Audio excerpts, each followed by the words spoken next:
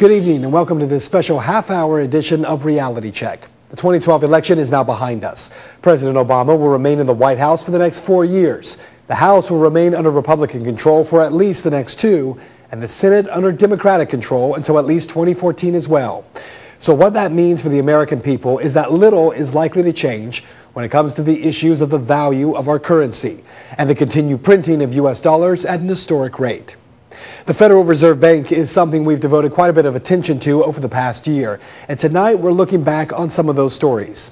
Since 2008, the Fed Chairman Ben Bernanke has insisted that he is helping to protect the U.S. economy and keeping the economy afloat. But is that true? Earlier this year, we heard that Bernanke was planning to move forward with another round of so-called quantitative easing.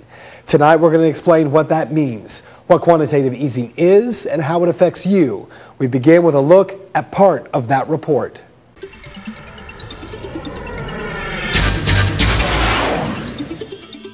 Well, analysts are calling it quantitative easing, or QE3. Because this would be the third time the Federal Reserve has attempted quantitative easing since 2008. So let's take this one step at a time. What is quantitative easing?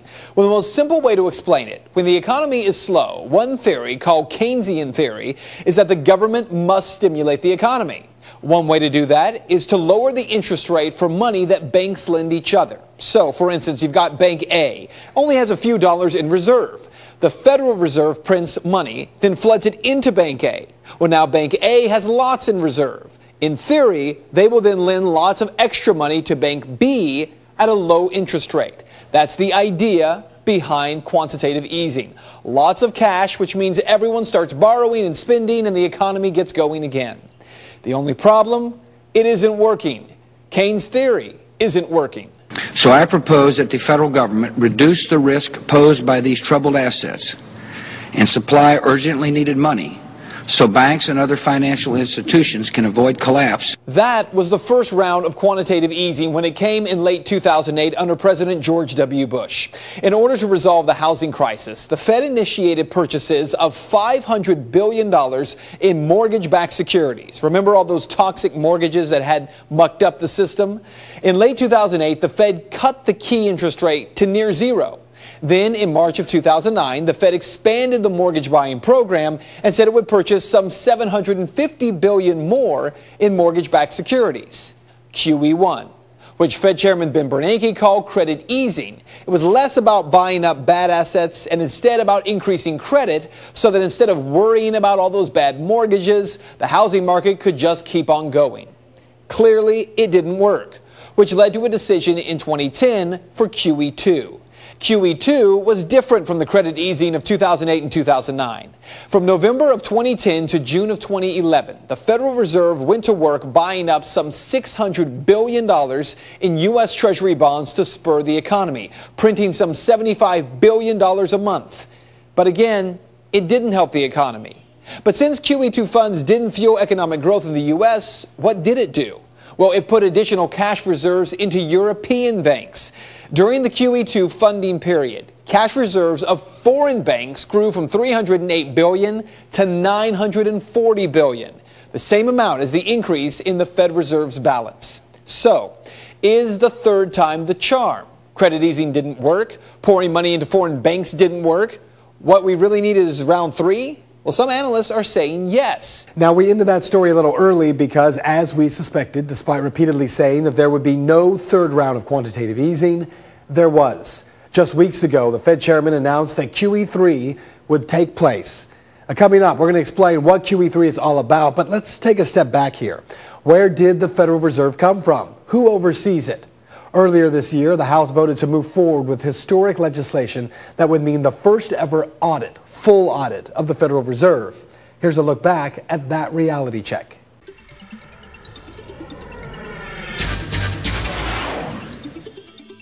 As Congress passed historic legislation, H.R. 459, also known as Audit the Fed, a co-worker asked me this question: how would any of this affect my life? And it's a good question. To understand how the Federal Reserve affects you, first you have to understand what the Federal Reserve is. The Federal Reserve Bank was started in 1913 by an act of Congress, but not really. You see, Congress allowed the creation of the Fed, But the Federal Reserve Act of 1913 wasn't drafted by Congress. It was drafted under great secrecy in a meeting of associates of very powerful men at a place called Jekyll Island. I know, sounds like a movie, right? The men represented at that meeting, J.P. Morgan, William Rockefeller, and the Rothschild banking family. The wealth of the 5 families represented at that meeting represented at the time 1/4 of all the wealth in the world. If you have not read the book, The Creature from Jekyll Island, you should. It explains in great detail how the Federal Reserve Bank came into existence, and it's a very strange story. Now, I could spend an hour explaining all the details on the history of the Fed, but time won't allow it. So in short, it's critical to understand the objectives of the Federal Reserve. The Fed was drafted with 5 objectives. Number 1, to stop competition from newer banks, especially banks in the western part of the United States. 2, to obtain a franchise to create money out of nothing for the purpose of lending. 3, to get control of all the reserves of other banks so that reckless banks wouldn't be overrun. 4, to shift the losses from the banks to the taxpayers. And 5, to convince Congress that the purpose was to protect the public. So here's how it works. If the government needs money, the U.S. Treasury prints it, but the Treasury needs to get it out to the public. And that's where the Fed comes in. The Federal Reserve Bank will take that newly printed money, which was created out of nothing, then gives it to other banks. The banks then loan the money to you and me, and we pay interest. And the interest we pay then goes back to the Treasury and to the banks who loan the money in the first place. So what's the problem here? Well, the Federal Reserve Bank is not responsible to anyone, not to Congress, not to the President, and most importantly, not to the American people. In 2011, the Government Accountability Office conducted a first-of-its-kind audit of some of the lending practices of the Fed after the 2008 financial crisis. According to Democrat Congressman Bernie Sanders of Vermont, as a result of this audit, we now know that the Federal Reserve provided more than $16 trillion in total financial assistance to some of the largest financial institutions and corporations in the United States and throughout the world. Among the investigation's key findings is that the Fed unilaterally provided trillions of dollars in financial assistance to foreign banks and corporations from South Korea to Scotland. Again, according to that GAO report. Now, the investigation also found that there is no process in which the Fed prevents conflicts of interest. For instance, the CEO of J.P. Morgan Chase served on the New York Fed's board of directors at the same time that his bank received more than $390 billion in financial assistance from the Fed. Moreover, J.P. Morgan Chase served as one of the clearing banks for the Fed's emergency lending programs. And there's more. Take September 19, 2008, William Dudley, who was now the New York Fed president, he was granted a waiver to let him keep investments in AIG and General Electric at the same time that AIG and GE were given bailout funds. Now, one reason the Fed did not make Dudley sell his holdings, according to the audit, was that it might have created the appearance of a conflict of interest. So what you need to know is that this Audit the Fed bill is one of the few bipartisan efforts to pass the House of Representatives in years. 89 Democrats signed on with Republicans to support the bill. But as we've told you, Senate Majority Leader Harry Reid claims that he will not allow the bill to get an up or down vote in the Senate, despite the fact that he himself spent 25 years calling for an audit of the Fed. The biggest question, why? Does auditing the Federal Reserve mean that the Fed will change any of its behaviors? Well, if not, then why not audit them? If so, then all the more reason to shine light on what the Federal Reserve is really doing. And that is Reality Check. Well, of course, the Audit the Fed bill didn't get very far, and the reason for that was simple. It was never put up for a vote in the Senate, and that in itself is a strange thing, considering who the Senate Majority Leader is. That part of the story when we come back.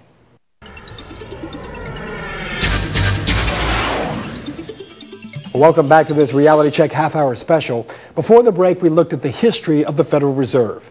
We also told you about the attempt to audit the Fed, which was passed in the House this year. But that audit didn't get very far, thanks to the most powerful man in the Senate, Senator Harry Reid. But the fact that Reid decided to block the legislation is especially strange when you consider the fact that he spent 25 years calling for that very audit. Here's that Reality Check.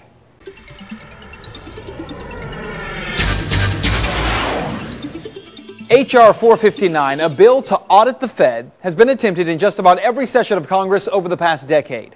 Yesterday, though, it was overwhelmingly approved by a vote of 327 for, 98 against. Audit the Fed would allow the U.S. Congress to audit the lending activities and the printing of money conducted by the Federal Reserve. Do you know how much money the Fed is printing? Why during the 2008 financial crisis did the Federal Reserve refuse to give money to investment bank Lehman Brothers before their collapse, but then after they collapsed made a $138 billion loan? Why? Why does the Fed print American money and then lend it to foreign banks? During the height of the 2008 crisis, 70% of bailout money went to banks overseas. Why is that? How much of our own debt is the Fed buying up? There are a lot of questions that surround the Federal Reserve, but many Americans may not realize this. But right now, no one, not even the president himself, can look at the Federal Reserve's books. It's a private institution that has the single greatest power over our economy. You see, no one actually knows where the Fed's directives come from. The Fed operates independently of the U.S. government. Its decisions do not have to be approved by the president or any branch of government. But the Fed still sets all interest rates, decides how much money to print, buys our debt, and creates inflation, all of it without any oversight from elected leaders. Thus, Audit the Fed, a bill that says the Fed must have some level of transparency and accountability for the decisions it's making. So now that Audit the Fed has passed the House, the bill will move on to the Senate, which should mean it has a good chance of passing. Why? Because Congressman Ron Paul isn't the only longtime lawmaker who has advocated auditing the Fed. This is video of Senate Majority Leader Harry Reid on January 23, 1995. Listen. I have sponsored legislation that would call for an audit of the Federal Reserve System. I offer that amendment every year. Every year, the legislation gets nowhere. I think it would be interesting to know about the Federal Reserve. I think we should audit the Federal Reserve. It's taxpayers' money that's being used there, but we don't do that. Even though there is no entity in the world that controls our lives more than the Federal Reserve System. And that again was Senator Reid in 1995, the same Harry Reid who is now the Senate Majority Leader. Getting a vote on Audit the Fed should be a slam dunk, right? Well, apparently not. The Senate Majority Leader has said that he will not put it up for an up or down vote, making it dead on arrival. Well, can he do that? He can. In the U.S. Senate, legislation is placed on the legislative calendar. Scheduling of that calendar is the job of the Majority Leader. Bills, though, can be brought to the floor whenever a majority of the Senate chooses. So why would Senator Harry Reid, who in 1995, as you just saw, said that every year he pushes for an audit of the Federal Reserve System, now say no? Again, the clip we showed you was in 1995. It was made 17 years ago, so maybe he's changed his mind. Then again, maybe not. This is Senator Reid in 2010 while trying to hold on to his Senate seat in Nevada. I called for a Federal Reserve audit in 1987, I'm sorry. So I agree with my opponent on that. There should be a Federal Reserve audit. We haven't gotten it yet. But we've made some progress in that regard. So what you need to know is what many Americans should want to